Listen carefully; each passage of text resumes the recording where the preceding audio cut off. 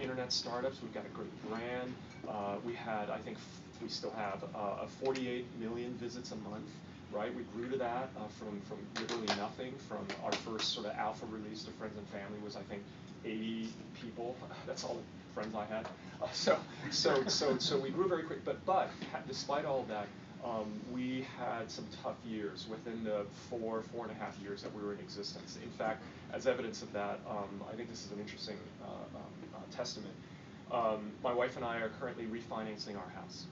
And the hardworking mortgage broker, interest rates are really low now. I'm taking advantage of that. I have a lull, not trying to sell my startup. And a mortgage broker said, okay, this is great, Jonathan. Can I see your 2007 and 2008 tax returns? And I showed them, and I will represent very bluntly, I had some trouble.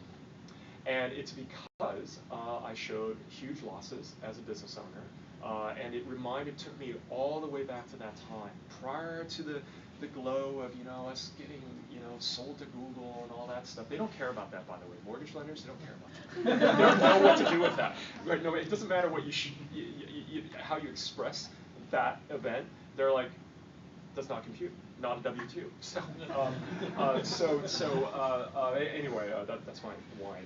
But the point is that it took me right back to those moments in really 2006, 2007, 2008, before the revenue was good, before it looked like there was a light at the end of the tunnel. The times looked really, really tough. They were really, really tough. And I was writing checks along with my two other business partners and co-founders of the business, writing checks, putting them into the business, investing in a company, hiring,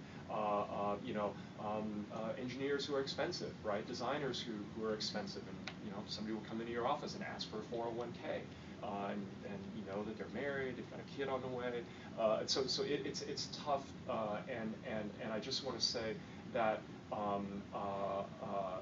if you are feeling the same way, which you inevitably are if you are an entrepreneur doing business today, hang in there. Inevitably, things. If you're standing, if you're continuing to execute, if you're growing and getting customers, if you're figuring out your business model and increasing your margins, right? Then you'll get there. So hang in there. That's what I wanted to say there. So how did we turn profitable? I'll talk a little bit about that. There's the concept of incremental proof points, and so I won't go into a lot of detail here, precisely because my laptop's about to run out of juice. I think I got about 7 minutes left. But we did, very first and foremost, wanted to prove our UX. It was on the assumption that it didn't matter how elegant and clever and financially genius our business model was, if we don't have a product, a UX that was attractive to people, that was a magnet draw for the traffic, then it wasn't going to be a great thing. So that was really the first thing, and we really needed to have that proof point first before, as sort of self-angels, we invested more into the company. I think that's another sort of a verbose way of saying that you go for scale first, and I would say devoid of marketing. I actually really believe, I'm not an economist, I don't have an economics degree, but I do believe that today's internet is the most efficient marketplace you can possibly do business on. You will absolutely know without any marketing or PR whether you have something that resonates with people. Just get it out there and work very hard to get the bits out there with that great UX, and you will see traffic show up. We literally, I really mean it, I had 80 people in a friends and family beta, and then when we launched that, it was actually not even a beta, it was an alpha, I misspoke. And really pretty much within a few weeks, a couple of months, we were off to the races, and we were scrambling to keep up. Tens of thousands, hundreds of thousands of users. And so no marketing, no PR. Without advertisement? No advertisement, not even AdSense, because I couldn't figure out how to use AdSense. I was like, how do you, what's it, I set a limit, 25 bucks a day, how do I know? Anyways, yeah, nothing, nothing. So go for, that one, prove UX. That's your, keep things cheap. I know that sounds cliche, and there are plenty of very distinguished entrepreneurs in our midst, guys like Andy Liu or Ben Ha, like Kelman, that are really, they're much better at this than I, but find clever ways to save money. And I think that that was especially true for us because we were self-funded. We were not VC funded, and it literally meant money out of our pockets. So we kept things very, very cheap, whether it's office space, frankly, employee benefits. We couldn't give them the best. It's hard to compete with Google and Microsoft, right, or Amazon for their benefits, and you got to be very upfront in your recruiting and say, you're coming here because this is a great place to work. We have a great culture and we have a great mission, and do you want to be a part of that excitement? So don't underestimate the value of that. And a lot of you are here, so you get that. I guess I'll just go to the last bullet, which is maintain a culture of dollars equals good. I know that it goes without saying, maybe I was in a little bit of a weird bubble, but I got the feeling that progressively with our employees, it wasn't necessarily top of mind, and you really have to encourage that. This picture is to show that I actually got T-shirts for everyone one day. I showed up and actually said, the T-shirts say GFA, MMM, and D2P, right? A trivia question I could ask right now is, what do you think those stand for? Right, GFA, get effing aggressive. Right, I'm quoting Andy Sack here. Right. So this is like about a year and a half, 2 years into our business. We're seeing all this traffic, right? But we weren't very good at monetizing it because, you know, inevitably engineers would focus on like, ooh, I'm going to do this really cool effect, and look how cool it is. Love it, love it. How does it convert? Designers might actually say, hey, I'm going to kind of tweak this and make the. Great, can we spend some energy, design bandwidth, tweaking the upgrade path, making it 2 clicks instead of 5 clicks, right?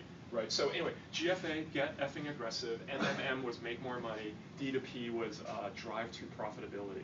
So I know it sounds stupid, but when I made these T-shirts, I handed them out to everyone, and I wore some variation of that T-shirt at pretty much every meeting that I went to for like the next, several weeks, and it really drove home that point. And I think this was just, you can't read any of it, but this was us showing what was on the definitions of those. But but there was a not subtle turn in our culture once this and other things started to happen. When it became sort of explicitly stated that making money is a good thing, stop, don't be shy about it, don't feel sheepish about it, don't feel like you're being greedy if that's what you want to do. And again, I could have been in a bubble because a lot of our workforce, they used to work at companies like Microsoft or Google or Expedia, where those companies are highly profitable, but I think oftentimes at the line level, and Paul, we used to work together at Microsoft, you can let me know if this is true. I think a lot of times at those companies at the line level, people are just not tying what they do to the revenue. How what they're doing is going to turn that needle, right? And so you got to get people really excited about that. So people wanted to hear about marketing, so I did this slide. So we literally had 0 marketing budget. So what did we actually do? Well, for one thing, number one, treat the press like they're real people. And I know this sounds kind of cliche, but for example, I used to, I'd go and sort of, arrange some press tour and be right across the desk from Walt Mossberg, and we had this sort of like interesting moment where, I'm real formal and I'm pitching, picnic, we do this and that, and I'm showing, and in my demo, it came up that I'm using my personal album, he saw a bunch of pictures of old vintage photographs of Cary Grant. He's kind of one of my heroes, Cary Grant, and he just kind of fixated on that, and I'm thinking, this guy, when I was waiting for him in the lobby in Washington D.C., I was probably like the 6th or 7th guy that day to come in and talk his ear off about my tech startup and how we're going to take over the world. And all that guy wanted to do was just kind of take a little bit of a break and be like, oh, you like Cary Grant too? And I go, I'm his biggest fan. And we just, the next 20 minutes, all we were talking about were, To Catch a Thief,